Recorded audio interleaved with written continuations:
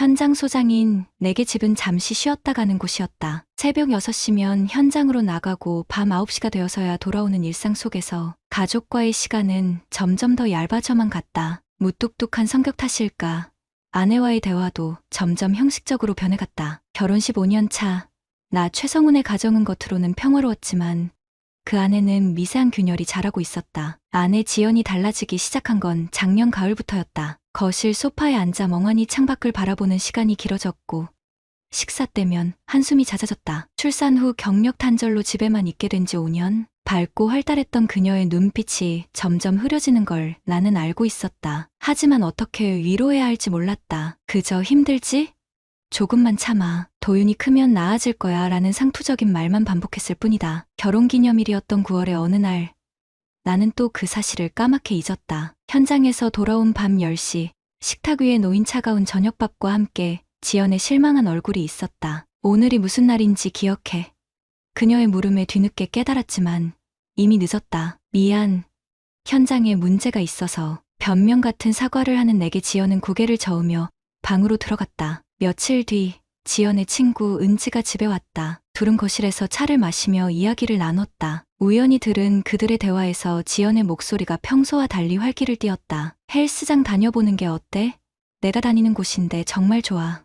운동하면 기분도 좋아지고. 은지의 제안에 지연은 망설이는 듯했지만 결국 다음 주에 상담을 받아보기로 했다. 처음 헬스장에 등록한 날, 지연은 새 운동복을 입고 거울 앞에 섰다. 오랜만에 보는 그녀의 모습에는 약간의 설렘이 보였다. 나는 그저 운동 열심히 해. 건강해지면 좋지라고 무심히 말했을 뿐이다. 그게 우리 사이에 큰 변화의 시작이 될 줄은 꿈에도 몰랐다. 헬스장에 다니기 시작한 지 한 달쯤 지났을 때 지연의 일상에 조금씩 변화가 생겼다. 아침에 일어나자마자 거울을 보며 머리를 매만지고 예전에는 신경 쓰지 않던 화장도 꼼꼼히 했다. 운동 시간이 되면 서둘러 준비하는 모습에서 어떤 기대감 같은 것이 느껴졌다. 어느 날 저녁 중학생 아들 도윤이가 식탁에서 물었다. 아빠, 엄마 요즘 이상해요. 헬스장 갈 때마다 화장하고 그래요. 나는 웃으며 대수롭지 않게 넘겼다. 엄마가 운동하면서 건강해지니까 좋지 않니?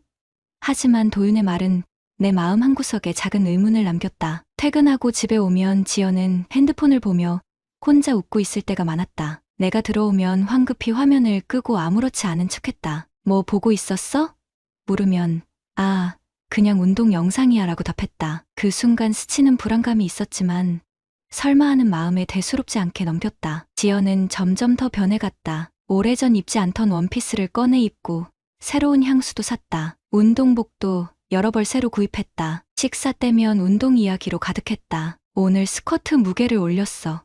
플랭크 시간이 늘었어. 처음에는 대꾸라도 했지만 반복되는 이야기에 점점 시큰둥해졌다. 가장 큰 변화는 표정이었다. 무기력하던 얼굴에 생기가 돌았고 눈빛에는 활력이 넘쳤다. 그런데 이상했다. 그 변화가 단순히 운동 때문만은 아닌 것 같았다. 헬스장에서 돌아올 때면 볼이 상기되어 있었고 입가에는 미소가 머물러 있었다. 마치 좋아하는 사람을 만나고 온 것처럼. 어느 주말 아침 지연이 평소보다 일찍 일어나 준비를 했다. 주말인데 어디가? 내 물음에 그녀는 살짝 당황한 듯 답했다. 아, 헬스장에서 특별 프로그램이 있대. 토요일 오전에만. 뭔가 이상했다. 평소 주말에는 늦잠을 자던 그녀가 이른 아침부터 서두르는 모습이. 지연이 나간 후 도윤이가 거실로 나왔다. 아빠, 엄마 요즘 좀 이상하지 않아요? 운동 갈 때마다 기분이 너무 좋아 보여요. 아들의 말에 나는 처음으로 진지하게 생각해보았다. 정말 운동 때문만일까? 아니면 다른 이유가 있는 걸까? 그날 밤, 지연은 평소보다 늦게 돌아왔다. 현관문이 열리는 소리에 시계를 보니 저녁 8시가 넘어 있었다. 늦었네? 나의 말에 그녀는 살짝 놀란 듯했다. 운동하다 보니. 그리고 잠깐 커피 마시고 왔어. 커피? 누구와? 묻고 싶었지만 왠지 말문이 막혔다. 잠자리에 들기 전 화장실에서 지연의 가방을 우연히 보게 되었다. 열린 지퍼 사이로 낯선 명함이 보였다. 이재우 퍼스널 트레이너. 가슴이 철렁 내려앉았다. 그동안 막연하게 느꼈던 불안감이 구체적인 형태를 갖추기 시작했다. 침대에 누워 천장을 바라보며 생각했다. 지연의 변화, 도윤의 걱정, 그리고 내 안의 불안. 이 모든 것들이 하나로 연결되어 있다는 느낌이 들었다. 하지만 아직은 확신할 수 없었다. 아니, 확신하고 싶지 않았다. 그저 기우이기를, 내 쓸데없는 의심이기를 바랄 뿐이었다. 명함을 본 이후로 나는 지연의 모든 행동이 의심스럽게 보이기 시작했다. 아침에 일어나자마자 핸드폰을 확인하는 모습, 운동복을 고르는데 평소보다 오랜 시간을 들이는 모습, 헬스장 가는 시간이 점점 길어지는 것까지 모든 게 다른 의미로 다가왔다. 퇴근 후 우연히 지연의 핸드폰 화면을 보게 되었다. 잠금 화면에 뜬 메시지 알림이 눈에 들어왔다. 오늘 운동 정말 잘하셨어요. 다음엔 더 잘할 수 있을 거예요. 발신자는 당연히 그 트레이너였다. 가슴이 답답해졌다. 단순한 업무상 메시지라고 생각하려 했지만 어딘가 모르게 친밀한 느낌이 들었다. 지연은 예전과 완전히 달라졌다. 거울 앞에서 보내는 시간이 길어졌고 옷장을 뒤져 오래된 옷들을 꺼내기 시작했다. 결혼 전 입던 타이트한 청바지, 어깨가 드러나는 블라우스, 한동안 잊고 있던 그녀의 여성스러운 모습이 다시 나타났다. 저녁 식사 시간, 지연은 오늘 배운 운동 동작에 대해 열정적으로 설명했다. 제우 트레이너님이 자세가 정말 중요하대. 조금만 틀어져도 효과가 반감된다고. 그녀의 입에서 그 이름이 나올 때마다 내 속은 부글부글 끓어올랐다. 하지만 아무렇지 않은 척 듣고만 있었다. 어느 날 밤, 지연이 샤워하는 동안 그녀의 핸드폰에서 알림음이 울렸다. 잠시 망설이다 화면을 봤다. 내일 운동 끝나고 잠깐 시간 되세요? 상담할 게 있어서요. 단순한 업무 연락일 수도 있다. 하지만 밤 10시에 보내는 메시지가 과연 그것뿐일까? 의심의 씨앗은 점점 퍼져만 갔다. 주말, 나는 일부러 지연과 함께 쇼핑을 가자고 제안했다. 오랜만에 부부 데이트였지만 그녀의 마음은 다른 곳에 있는 듯했다. 계속해서 시계를 확인하고 핸드폰을 만지작거렸다. 오늘 운동 안 가도 돼? 내 물음에 그녀는 살짝 당황한 표정을 지었다. 주말엔 원래 쉬는 날이야. 백화점에서 지연은 운동복 매장으로 직행했다. 레깅스를 고르며 거울에 비춰보는 모습이 예사롭지 않았다. 이거 어때? 운동할 때 편할 것 같지? 그녀의 물음에 나는 속으로 답했다. 누구에게 보여주려고 그렇게 신경 쓰는 거야? 집으로 돌아오는 차 안에서 지연의 핸드폰이 울렸다. 화면에 뜬 이름을 보고 그녀는 급히 전화를 끊었다. 누구야? 아, 헬스장에서. 별일 아닐 거야. 그 순간 나는 확신했다. 뭔가 있다. 분명히 도윤이 또 한 번 이상한 점을 지적했다. 아빠, 엄마가 요즘 향수 바꿨어요. 그리고 운동 갈 때마다 립스틱도 바르고. 아들의 관찰력이 놀라웠다. 나도 눈치챘지만 모른 척했던 것들을 13살 아이가 정확히 짚어냈다. 그날 밤, 지연이 잠든 후 나는 조심스럽게 그녀의 가방을 살폈다. 운동복 사이에서 작은 수첩이 나왔다. 펼쳐보니 운동 일지였다. 날짜별로 운동 내용이 적혀 있었는데 중간중간 이상한 메모들이 있었다. 오늘은 특히 친절하셨다. 커피 한잔 하자고 하셨는데 거절했다. 칭찬받으니 기분 좋다. 다음 날, 나는 일찍 퇴근해 헬스장 근처 카페에서 기다렸다. 운동을 마친 지연이 나오는 모습을 보고 싶었다. 저녁 7시, 헬스장 문이 열리고 지연이 나왔다. 그리고 그 옆에는 건장한 체격의 남자가 있었다. 둘은 자연스럽게 대화를 나누며 걸었다. 내가 알던 무뚝뚝한 지연의 모습은 없었다. 활짝 웃으며 고개를 끄덕이는 그녀는 마치 다른 사람 같았다. 집에 돌아온 지연은 평소보다 들떠 있었다. 오늘 운동 정말 잘했어. 트레이너님이 진도가 빠르대. 나는 속으로 물었다. 그래서 그렇게 기분이 좋은 거야? 하지만 입 밖으로는 그래? 잘됐네라고만 답했다. 침대에 누워 잠을 청하려는데 지연의 핸드폰에서 진동음이 울렸다. 그녀는 메시지를 확인하고는 살짝 미소 지었다. 누구야? 응? 아, 은지, 내일 점심 같이 먹자고. 거짓말이다. 은지가 이 시간에 메시지를 보낼 리 없다. 불안감은 점점 커져갔다. 하지만 직접 물어볼 용기는 나지 않았다. 만약 내 의심이 맞다면 우리 가정은 어떻게 되는 거지? 도윤이는? 15년의 결혼 생활이 이렇게 무너지는 건가? 며칠 후, 지연이 헬스장에서 돌아온 시간이 평소보다 1시간 늦었다. 왜 이렇게 늦었어?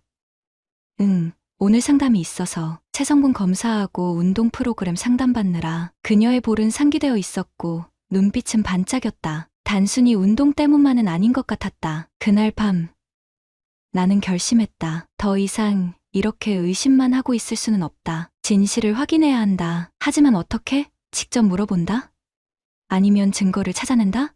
머릿속이 복잡해졌다. 다음 날 아침, 지연이 헬스장에 가기 위해 준비하는 모습을 지켜봤다. 평소보다 더 꼼꼼하게 화장을 하고 가장 좋은 운동복을 골랐다. 현관을 나서기 전 거울을 한 번 더 확인하는 모습에서 나는 알 수 있었다. 이건 단순한 운동이 아니다. 그녀는 누군가를 만나러 가는 것이다. 확신이 들수록 나는 더 조심스러워졌다. 증거를 찾아야 했다. 막연한 의심만으로는 아무것도 할 수 없었다. 그날부터 나는 지연의 행동을 더 세심하게 관찰하기 시작했다. 퇴근 후 일부러 헬스장 근처를 지나가는 일이 잦아졌다. 어느 날은 주차장에 차를 세우고 한참을 기다렸다. 저녁 8시 지연이 트레이너와 함께 나왔다. 둘은 주차장 한 구석에서 5분 넘게 이야기를 나눴다. 거리가 멀어 대화 내용은 들리지 않았지만 그들의 몸짓 언어는 분명 평범한 사제관계 이상이었다. 집에 돌아와 지연에게 넌지시 물었다. 요즘 운동 재미있어?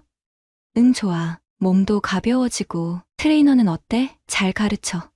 순간 그녀의 표정이 미묘하게 변했다. 응, 친절하게 잘 가르쳐줘. 대답은 짧았지만 눈빛은 흔들렸다. 다음 날 새벽, 지연이 샤워하는 동안 그녀의 핸드폰을 확인했다. 비밀번호는 우리 결혼기념일. 아직 바뀌지 않았다. 메시지함을 열자 이재우 트레이너와의 대화가 가득했다. 대부분은 운동 관련 내용이었지만 중간중간 개인적인 대화가 섞여 있었다. 오늘 기분이 안 좋아 보이시던데 무슨 일 있으세요? 남편이랑 좀 요즘 대화가 없어서요. 그런 일이 제가 들어드릴게요. 운동하면서 스트레스 풀어요. 가슴이 철렁 내려앉았다. 내 아내가 다른 남자에게 우리 부부 문제를 털어놓고 있었다. 더 충격적인 건 그 다음 대화였다. 운동 끝나고 차 한잔 할래요? 더 얘기 들어드릴게요. 그래도 될까요? 물론이죠. 회원님 기분 전환도 시켜드리고. 지연은 거절하지 않았다. 오히려 감사해요. 들어주셔서라고 답했다. 손이 떨렸다. 더 이상 볼 용기가 나지 않았다. 며칠 후 지연의 친구 은지를 우연을 가장에 만났다. 카페에서 조심스럽게 물었다. 지연이 요즘 어때 보여? 은지는 잠시 망설이다 말했다. 솔직히 말할까? 좀 이상해. 헬스장 트레이너 얘기만 하고 너무 들떠 있어. 은지의 다음 말은 더 충격적이었다. 성은 씨, 조심해. 그 트레이너 유부녀들한테 인기 많다고 소문났어. 몇몇 여자 회원들이랑 문제 있었다는 얘기도 들었고. 집으로 돌아오는 길, 머릿속이 복잡했다. 이제 어떻게 해야 할까? 지연에게 직접 물어볼까? 아니면 더 확실한 증거를 찾을까? 그날 밤, 지연의 가방에서 영수증을 발견했다. 헬스장 근처 카페의 영수증이었다. 날짜를 보니 그녀가 늦게 들어온 날과 일치했다. 아메리카노 2잔, 증거가 하나둘 쌓여갔다. 주말 아침, 지연이 또 헬스장에 간다고 했다. 토요일인데도?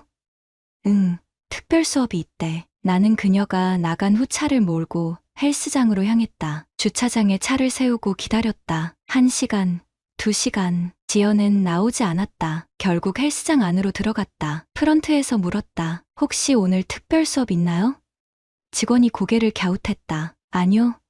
토요일은 일반 수업만 있어요. 심장이 쿵쾅거렸다. 운동실을 둘러봤지만 지연은 없었다. 그때 창밖으로 익숙한 뒷모습이 보였다. 지연이었다. 그녀는 트레이너와 함께 헬스장 뒤편 벤치에 앉아 있었다. 둘 사이의 거리는 너무 가까웠다. 나는 그 자리에 얼어붙었다. 직접 가서 확인해야 할까? 아니면 이대로 돌아갈까?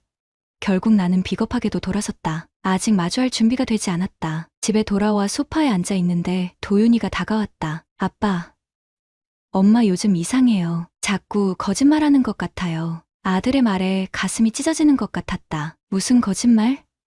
지난번에 은지 이모랑 있다고 했는데 제가 은지 이모한테 전화했더니 엄마랑 안 만났대요. 13살 아들마저 눈치챈 거짓말. 더 이상 외면할 수 없었다. 그날 저녁 지연이 돌아왔을 때 나는 단도직입적으로 물었다. 오늘 정말 운동했어? 그녀의 표정이 순간 굳었다. 응, 왜? 특별 수업 있었다며? 아, 그게 말을 더듬는 지연. 15년을 함께 산 나는 알 수 있었다. 그녀가 거짓말을 하고 있다는 것을. 헬스장에 가봤어. 특별 수업 없더라. 침묵이 흘렀다. 지연의 얼굴이 창백해졌다. 그럼 어디 있었던 거야? 누구랑 있었어? 그녀는 대답하지 않았다. 그 침묵이 모든 걸 말해주고 있었다. 나는 핸드폰을 꺼내 찍어둔 사진을 보여줬다. 트레이너와 벤치에 앉아있는 지연의 모습이었다. 이게 뭐야? 지연의 눈에 눈물이 고였다. 미안해. 설명할게. 하지만 나는 더 듣고 싶지 않았다. 15년의 신뢰가 무너지는 순간이었다. 그날 밤, 나는 거실 소파에서 잤다. 천장을 바라보며 생각했다. 이제 어떻게 해야 할까? 용서할 수 있을까? 아니면 이대로 끝인 걸까? 답을 찾을 수 없었다. 새벽녘, 지연이 거실로 나왔다. 눈이 퉁퉁 부어 있었다. 얘기 좀 해. 그녀의 목소리는 떨리고 있었다. 나는 고개를 끄덕였다. 이제 진실과 마주할 시간이었다. 새벽 4시, 거실의 스탠드 불빛 아래 마주 앉은 우리 사이에는 무거운 침묵이 흘렀다. 지연은 손을 꼭 쥐고 있었고, 나는 그녀의 떨리는 어깨를 보며 분노와 상실감이 뒤섞인 감정을 느꼈다. 처음부터 얘기해. 내 목소리는 생각보다 차가웠다. 지연은 한참을 망설이다 입을 열었다. 트레이너와는 정말 아무 일도 없었다고. 그저 대화를 나누고 가끔 커피를 마신 게 전부라고 했다. 하지만 그녀의 목소리에는 죄책감이 묻어났다. 그 사람이 날 한 사람으로 봐줬어. 엄마나 아내가 아닌 그냥 문지연으로. 그 말에 가슴이 찔렸다. 내가 그동안 지연을 어떻게 대했던가. 집안일을 하는 아내, 도윤이를 돌보는 엄마로만 봤지. 한 여자로서의 지연은 잊고 있었다. 그래서? 그게 다른 남자한테 마음을 주는 이유가 돼? 내 말에 지연의 눈에서 눈물이 흘렀다. 마음을 준 게 아니야. 그냥 위로받고 싶었어. 당신은 항상 바쁘고 내 얘기는 들어주지도 않고. 순간 분노가 치밀었다. 그러니까 내 잘못이란 거야? 가족 위해 열심히 일하는 게 잘못이야? 목소리가 커지자 안방에서 도윤이가 나왔다. 잠옷 차림의 아들은 불안한 눈빛으로 우리를 바라봤다. 무슨 일이에요? 지연이 황급히 눈물을 닦았다. 아니야, 괜찮아. 들어가서 자. 하지만 도윤은 움직이지 않았다. 엄마, 아빠한테 거짓말한 거 맞죠? 헬스장 트레이너 아저씨 때문에. 13살 아들의 직설적인 질문에 지연은 말문이 막혔다. 나도 놀랐다. 도윤이가 이렇게까지 알고 있을 줄은 몰랐다. 도윤아. 지연이 아들에게 다가가려 했지만 도윤은 한 발 물러섰다. 엄마가 그 아저씨랑 있는 거 봤어요. 학원 가다가. 도윤의 고백에 방 안의 공기가 얼어붙었다. 지연은 무너져 내렸다. 바닥에 주저앉아 흐느꼈다. 미안해. 정말 미안해. 나는 도윤을 방으로 데려갔다. 아들의 어깨를 감싸 안으며 말했다. 괜찮아. 어른들의 일이야. 내가 걱정할 필요 없어. 하지만 도윤의 다음 말은 내 가슴을 후벼 팠다. 아빠도 잘못했어요. 엄마한테 관심도 없었잖아요. 13살 아이의 입에서 나온 뼈아픈 지적. 나는 할 말을 잃었다. 거실로 돌아오니 지연은 여전히 바닥에 앉아 있었다. 나는 그녀 맞은편에 앉았다. 분노는 조금 가라앉았지만 배신감은 여전했다. 정확히 어디까지야? 솔직하게 말해. 지연은 고개를 들었다. 퉁퉁 부은 눈으로 나를 바라보며 말했다. 키스 한 번 했어. 지난주에 차 안에서 심장이 멎는 것 같았다. 상상은 했지만 직접 듣는 건 달랐다. 15년의 결혼 생활, 함께 쌓아온 모든 것이 순식간에 무너져 내렸다. 그게 다야? 응, 그게 다야. 그 이후로 죄책감에 잠도 못 잤어. 침묵이 흘렀다. 시계 초침 소리만이 방 안에 울렸다. 새벽 5시, 고통이 틀 시간이었다. 이혼하자. 내 입에서 나온 말에 나조차 놀랐다. 지연의 얼굴이 새하얗게 질렸다. 안 돼. 제발 한 번만 용서해줘. 다시는 안 그럴게. 하지만 내 마음은 이미 돌처럼 굳어 있었다. 신뢰가 깨졌어. 더 이상 함께 살 자신이 없어. 그때 도윤이 다시 나왔다. 눈물을 글썽이며 외쳤다. 싫어요. 이혼하지 마요. 아들의 절규에 가슴이 찢어졌다. 하지만 이미 엎질러진 물이었다. 다음 날 나는 집을 나왔다. 회사 근처 오피스텔을 구해 짐을 옮겼다. 지연은 울며 매달렸지만 내 결심은 변하지 않았다. 일주일 후 지연에게서 연락이 왔다. 헬스장을 그만뒀다고. 트레이너와도 완전히 연을 끊었다고 했다. 하지만 이미 늦었다. 내 마음속에 생긴 상처는 쉽게 아물 것 같지 않았다. 퇴근 후 오피스텔로 돌아가는 길, 문득 우리 가족의 옛 모습이 떠올랐다. 함께 웃고 떠들던 저녁 식탁, 주말마다 나들이 가던 추억들. 그 모든 게 이제는 과거가 되었다. 도윤이는 주말마다 나를 찾아왔다. 아이는 여전히 우리의 화해를 바라고 있었다. 아빠, 엄마가 많이 후회해요. 매일 울어요. 나도 마음이 아팠다. 하지만 한번 깨진 신뢰를 회복하는 건 쉽지 않았다. 특히 지연이 다른 남자와 나눈 키스를 생각하면 여전히 가슴이 미어졌다. 변호사를 만나 이혼 절차를 밟기 시작했다. 재산 분할, 양육권 문제 등 현실적인 문제들이 산적해 있었다. 15년의 결혼 생활을 종이 몇 장으로 정리한다는 게 씁쓸했다. 그러던 어느 날 은지에게서 전화가 왔다. 성훈 씨, 지연이가 많이 힘들어해. 한 번만 더 기회를 주면 안 될까? 은지의 말에 잠시 망설였다. 하지만 이미 마음의 결정을 내린 뒤였다. 미안해요. 더 이상은 힘들 것 같아요. 집을 나온 지 2달째. 나는 여전히 오피스텔에서 혼자 지내고 있었다. 매일 아침 출근길에 우리 집 앞을 지나가면서도 들르지 않았다. 하지만 도윤이는 거의 매일 전화를 걸어왔다. 아빠, 엄마가 오늘도 밥 안 먹어요. 아들의 걱정 섞인 목소리에 마음이 무거워졌다. 떠나올 때의 단호했던 결심이 조금씩 흔들리기 시작했다. 어느 일요일 오후 도윤이를 데리고 공원에 갔다. 아들은 예전보다 말수가 줄어 있었다. 벤치에 앉아 한참을 말없이 있다가 도윤이가 입을 열었다. 아빠, 엄마가 그 아저씨 때문에 매일 울어요. 후회한대요. 나는 아들의 머리를 쓰다듬으며 한숨을 쉬었다. 사실 나도 매일 밤 지연을 생각했다. 15년의 추억이 그렇게 쉽게 잊혀질 리 없었다. 다음 날 회사에서 전화가 왔다. 지연이 응급실에 실려갔다는 소식이었다. 심한 스트레스로 쓰러졌다고 했다. 나는 모든 일정을 취소하고 병원으로 달려갔다. 병실에 들어서자 창백한 얼굴로 누워있는 지연이 보였다. 그 모습에 가슴이 철렁 내려앉았다. 2달 사이에 그녀는 눈에 띄게 수척해져 있었다. 지연은 나를 보자 눈물을 흘렸다. 미안해. 정말 미안해. 그 순간 내 안에서 무언가가 무너졌다. 분노와 배신감보다 더 큰 감정이 밀려왔다. 그것은 15년을 함께한 사람에 대한 연민이었고 여전히 남아있는 사랑이었다. 병원을 나와 한참을 걸었다. 머릿속이 복잡했다. 용서할 수 있을까? 다시 시작할 수 있을까? 그날 밤 나는 오랜만에 우리 집으로 향했다. 초인종을 누르자 도윤이가 문을 열었다. 아들의 얼굴에 희망이 번졌다. 거실로 들어서니 지연이 소파에 앉아 있었다. 병원에서 퇴원한 모양이었다. 우리는 한참을 말없이 마주봤다. 앉아도 돼? 내가 물었다. 지연은 고개를 끄덕였다. 나는 그녀 맞은편에 앉았다. 도윤이는 조용히 자기 방으로 들어갔다. 병원에서 많이 놀랐어. 지연은 고개를 숙인 채 말했다. 걱정시켜서 미안해. 침묵이 흘렀다. 시계 소리만이 거실에 울렸다. 나는 천천히 입을 열었다. 다시 시작해볼까? 지연이 놀란 눈으로 나를 봤다. 눈물이 그녀의 뺨을 타고 흘렀다. 하지만 조건이 있어. 부부 상담을 받자. 그리고 서로에게 솔직해지자. 지연은 고개를 끄덕였다. 뭐든지 할게. 정말 고마워. 그렇게 우리는 조심스럽게 관계를 회복하기 시작했다. 매주 부부 상담을 받았고 서로의 마음을 털어놓는 시간을 가졌다. 상담을 통해 나는 내가 얼마나 지연에게 무심했는지 깨달았다. 일에만 매달려 가족을 소홀히 했던 것, 아내의 외로움을 외면했던 것, 그 모든 게 이번 일의 원인이었다. 지연도 자신의 잘못을 인정했다. 감정적 외도가 얼마나 큰 상처를 주는지, 신뢰를 깨뜨리는 일인지 뼈저리게 느꼈다고 했다. 6개월이 지난 지금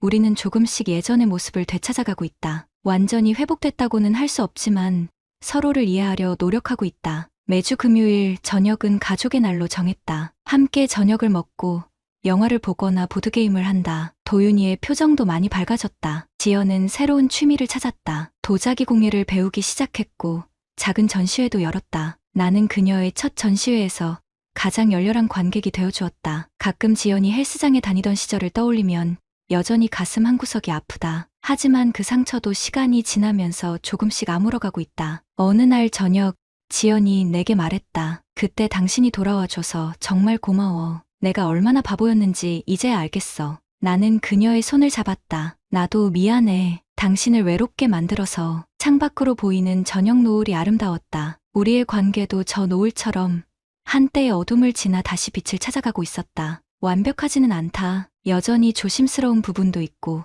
가끔은 과거의 상처가 떠오르기도 한다. 하지만 우리는 함께 노력하고 있다. 서로를 이해하고 용서하고 다시 사랑하기 위해. 이제 나는 안다. 결혼 생활은 당연한 것이 아니라는 것을. 매일매일 가꾸고 돌봐야 하는 정원과 같다는 것을. 그리고 때로는 용서가 가장 큰 사랑의 표현이 될 수 있다는 것을. 구독자님들, 다른 분들과 함께 의견 나눠보세요.